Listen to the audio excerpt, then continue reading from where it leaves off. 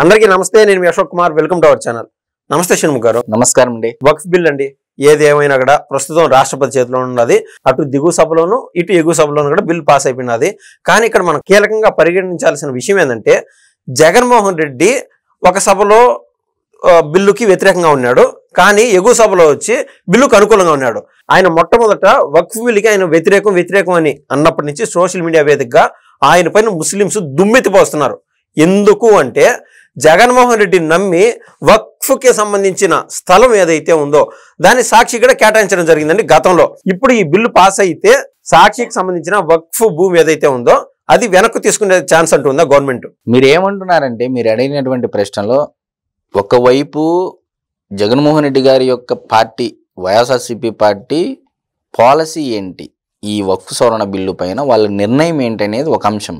రెండో అంశం ఏంటంటే, ఇప్పుడు వైఎస్ఆర్సీపీ పార్టీకి సంబంధించినటువంటి సాక్షి ప్రధాన కార్యాలయం హైదరాబాదులో వక్ఫ్ భూమిలో ఉంది అని చెప్పేసి మీరు అంటా ఉన్నారు.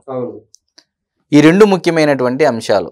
అంటే నేను అంటాను ఏంటంటే అండి, మీరు చెప్పిన దాన్ని లేడీస్తో చెప్తున్నాను, ముస్లిమ్స్ ఎప్పటి నుంచో జగన్మోహన్ రెడ్డికి అండగా ఉన్నారు అని చెప్పి వినికిడి. సరే, ఆ కోవలోనే జగన్మోహన్ రెడ్డి ప్రయత్నం కూడా చేస్తా వచ్చాడు. మొన్నటికి మొన్న వాళ్ళు ఇచ్చిన ఇఫ్తార్ విందు కూడా హాజరైన అంతా బాగానే ఉంది.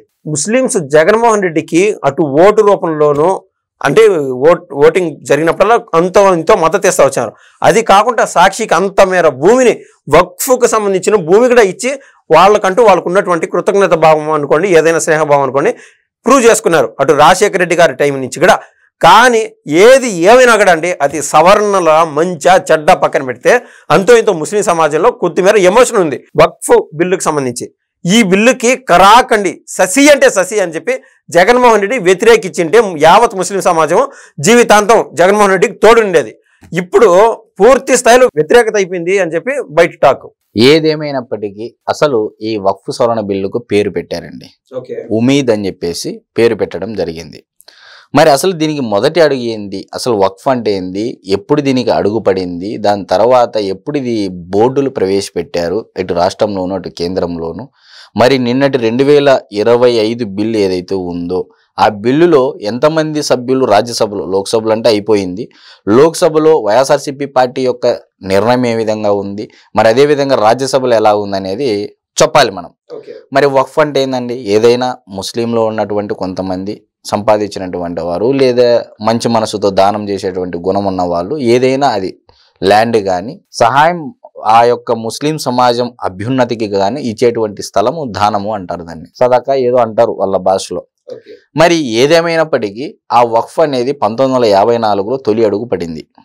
స్వాతంత్రం వచ్చిన తర్వాత తొలి అడుగు పడింది దీని మీద చర్చ.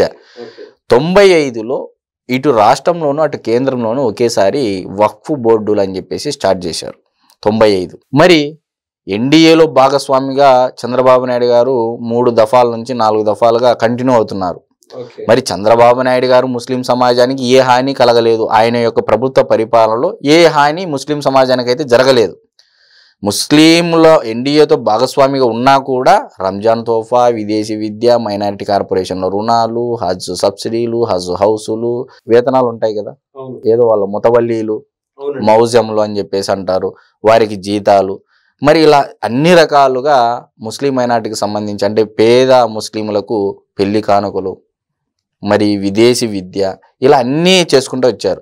మరి అటు నుంచి ఇటు వస్తే జగన్మోహన్ రెడ్డి గారి యొక్క తీరు క్లారిటీగా ఎన్డీఏలో భాగస్వామిగా ఉన్నాడు కాబట్టి చంద్రబాబు నాయుడు గారు ముస్లింల సంక్షేమం కోసము నేను ఎన్డీఏలో ఉన్నప్పటికీ కూడా నేనేమి చేయగలుగుతానని ఆలోచన చేసి 4 అమెండ్మెంట్స్ పంపించారు. పంపించిన తర్వాత అందులో 3 ఏకగ్రీవంగా అంటే 1 సైడెడ్గా బీజేపీ అధిష్టానం కూడా తీసుకొని జాయింట్ పార్లమెంటరీ యాక్షన్ కమిటీ అనేది ఆమోదించబడింది వారి చేత.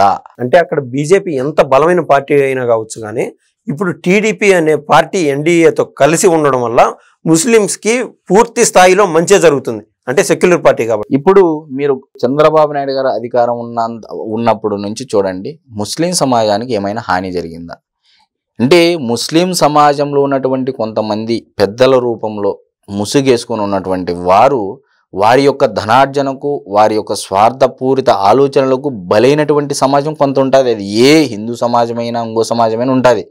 మరి నిజంగా ఈరోజు హైదరాబాద్ ఓల్డ్ సిటీకి పోయినా కూడా డెవలప్మెంట్ లేదు, ఖచ్చితంగా లేదు.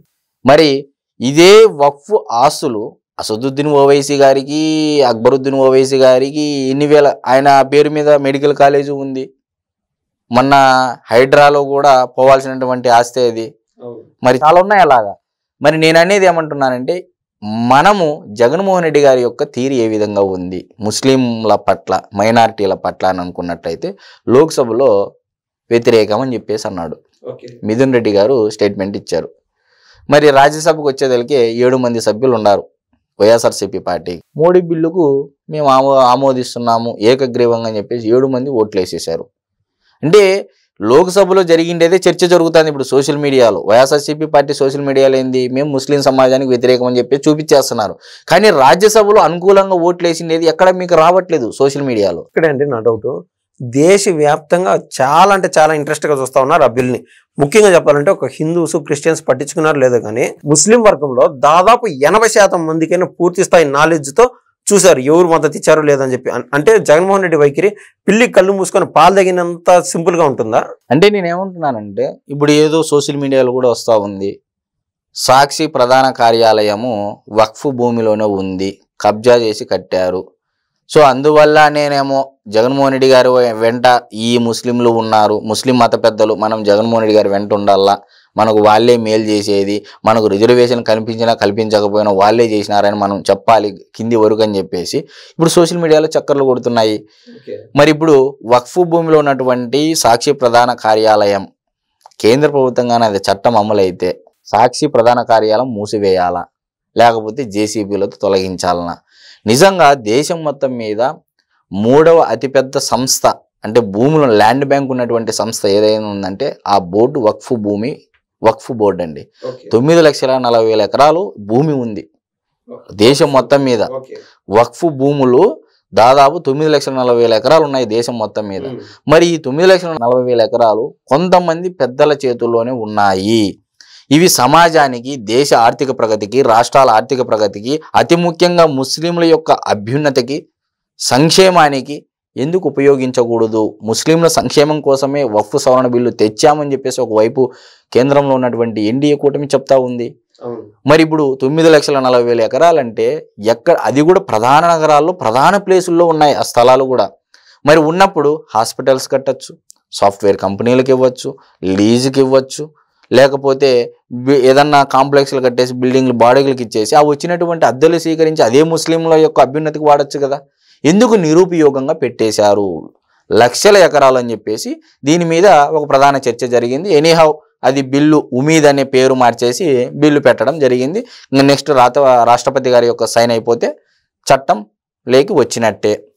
మరి ఇప్పుడు సాక్షి ప్రధాన కార్యాలయం, మరి రెండో అంశం మీరు అడిగినటువంటి ప్రశ్నలో, మరి ఇప్పుడు చూడండి హైదరాబాదులోనే వక్ఫ్ భూమిలోనే సాక్షి ప్రధాన కార్యాలయం పెట్టాడు అంటే ఇప్పుడు ముస్లింలు అయితే ముస్లింలకు జగన్మోహన్ రెడ్డి గారు రుణపడాలి. జగన్మోహన్ రెడ్డి గారికి ముస్లింలు రుణపడేది కాదు, ముస్లింలకు జగన్మోహన్ రెడ్డి గారు రుణపడాలి. మరి ఈరోజు సాక్షి ప్రధాన వేదికగా ఓకే ఎనీహౌ వారి యొక్క పార్టీకి ఒక మీడియా ఉంది కాబట్టి ఆ మీడియా ద్వారా వారు వండి వరిచినటువంటి కథనాలే కదా. మరి జగన్మోహన్ రెడ్డి గారి పార్టీలో ఉన్నటువంటి కార్యకర్తలు కానీ, శ్రేణులు కానీ, అభిమానులు కానీ ఆ సాక్షి ఛానల్నే చూస్తారు. ఎందుకంటే జగన్మోహన్ రెడ్డి గారి నిత్యం TV5, ABN, ఈనాడు, ఓ ఆంధ్రజ్యోతి, ఓ TV5, ఓ ABN అని చెప్పేసి పదే చెప్తా ఉంటారు. ఇదంతా ఒక ఎల్లో మీడియా, దోచుకో, దాచుకో, పంచుకో, తినుకో అని చెప్తా ఉంటారు. మీ అన్న జగన్ అన్నకు ఒక టీవీ లేదు, ఒక పేపర్ లేదు కూడా ఆయన బాధపడతానే ఉంటాడు. ఎస్, అంటే అది చెప్పేటువంటి మాటలే, జగన్మోహన్ రెడ్డి గారు చెప్పేటువంటి మాటలే. మరి ఇప్పుడు చూసుకున్నట్లయితే సాక్షి ప్రధాన కార్యాలయం వక్ఫ్ భూమిలో ఉంది. మరి ఇప్పుడు దీనికి ఏం సమాధానం చెప్తారు? అంటే సోషల్ మీడియాలో చక్కర్లు కొడుతుందండి, నిప్పులేందో పొగరాదు.